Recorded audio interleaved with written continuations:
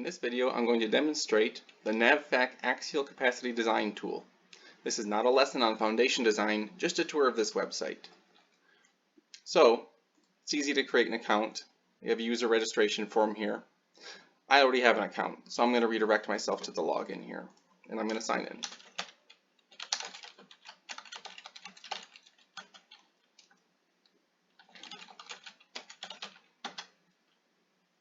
This is the home screen. This is where you'll handle most of your route most of your workflow. If you want to go ahead and create a new project, we'll click here. A new project only needs a project name. Client, engineer, notes, these are all useful fields and they will show up on your output, but they're not necessary to create a project. So let's just put some stuff in here.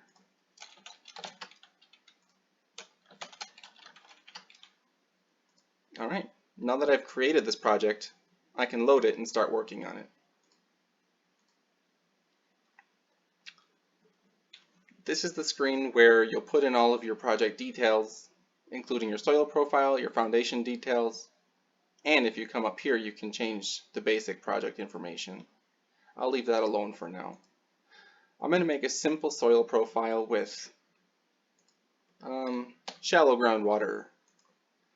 We're ignoring 3 feet of depth, and we'll use a sublayer increment of 1 foot. The sublayer increment is the thickness of the sublayers that this application is going to divide your soil profile into.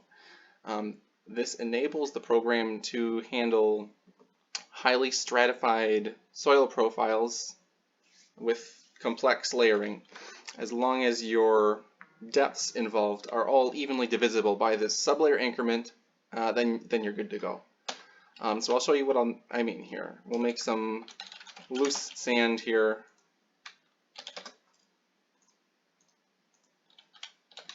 We'll add another row, and we'll make this compact. Great.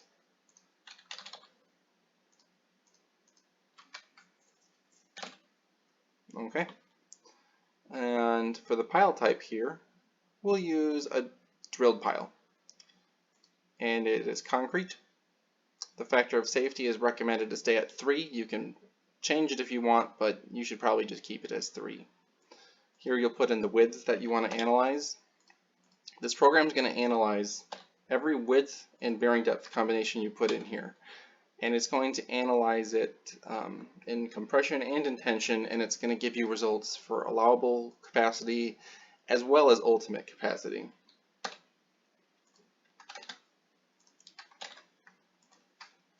So let's see what we get. Here we have a 3x4 array of allowable capacity and compression. Predictably, you get more capacity as you increase the width of the foundation and as you increase the embedment depth. Similar results in tension. And over here, this is the ultimate capacity, which is of course going to be not exactly 3 times the allowable, but around there.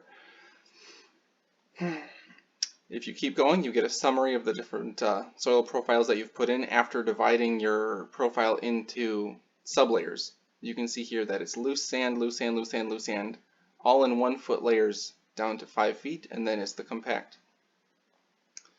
And you get effective stress, effective stress.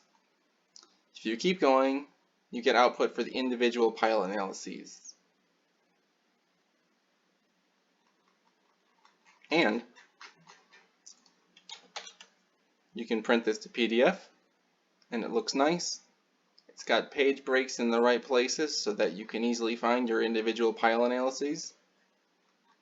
If you're curious to see what's going on when your embedment depth is 20 and your width is 2, you can scroll down and find that. You can save that to PDF and you can save it for later. Now you can also come back to the edit view, make a few tweaks if you want. Let's say I want to see what happens when my sand is a little stronger. I get an error. Why? Well, phi values must be integers between 26 and 40. Okay, so this is going to come up whenever you make an error, and it's not going to let you fail. It'll tell you what you need to do to make the program work. Then you're free to go ahead and do that. and boom, I can save these results and compare them. Now, if I wanted to compare these results without losing my other soil profile, I have the option of cloning my project. I'm going to clone this project. So now I can compare, hey, what if this sand is even stronger? What if this sand is even weaker? What if I'm using a different pile type? The possibilities are endless. Calculate. Boom, there you go. When you clone a project, it'll automatically change the project name. It's a little ugly, so you can change it to something else. So let's see, my new project, let's just say 2. Change the soil crops. When you hit calculate, that'll save it for you. A couple of other things that you can do here. We have this convenient load most recent, so you can hop right back into your workflow. You can edit your profile. Let's say I get a new job. Now I work for some other company. Boom.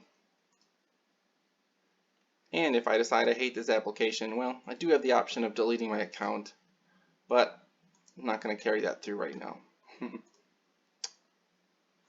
And if you're curious to know more about the project, if you click About,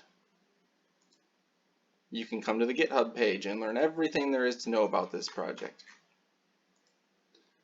So, thanks for watching, and I hope this project can be of some use to you and speed up your workflow when you're designing foundations.